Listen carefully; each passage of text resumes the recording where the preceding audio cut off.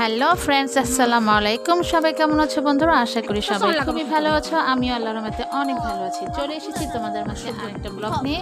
তো এই যে বাড়িটা দেখতে পাচ্ছ, এটা আমার ভাইয়ের তৈরি করা বাড়ি। তো ভাই তৈরি করছে।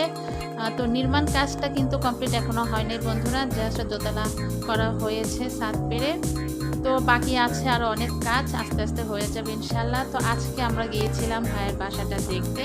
তো তাই তোমাদের সামনে শেয়ার করছি বন্ধুরা, আজকের ব্লগে ভাইয়ের বাড়িটা তোমাদের দেখালাম।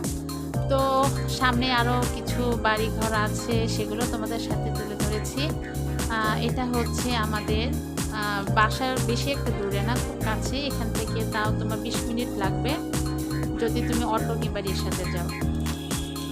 তো এসেছিলাম দেখতে, ভালোই লাগলো বাড়িটা। কাজটা কমপ্লিটের পথে প্রায়, পুরোটা হয়ে গেলে আরও বেশি ভালো লাগবে। তা আশা করি বেশি দিন লাগবে না, খুব অল্প সময়ে হয়ে যাবে বাড়িটা।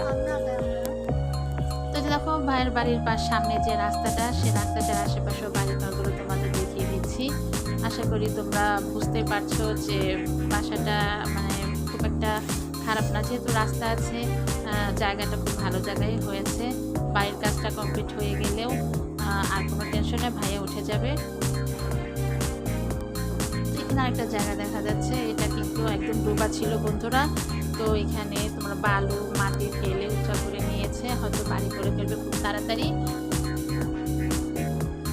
তো বন্ধুরা আশেপাশে অনেক বাড়ি ঘর আছে, তাই খুব ভালোই লাগবে। আর হচ্ছে চারপাশটা একটু নিরিবিলি আছে, নিরিবিলি পরিবেশ কিন্তু খুবই আনন্দদায়ক, অনেক ভালো লাগার মতো। তো এই যে দেখো ভাইয়ের বাড়িটা উপরে কিন্তু ছাদ পাড়া হয়ে গেছে, দোতলা কমপ্লিটের কাছাকাছি।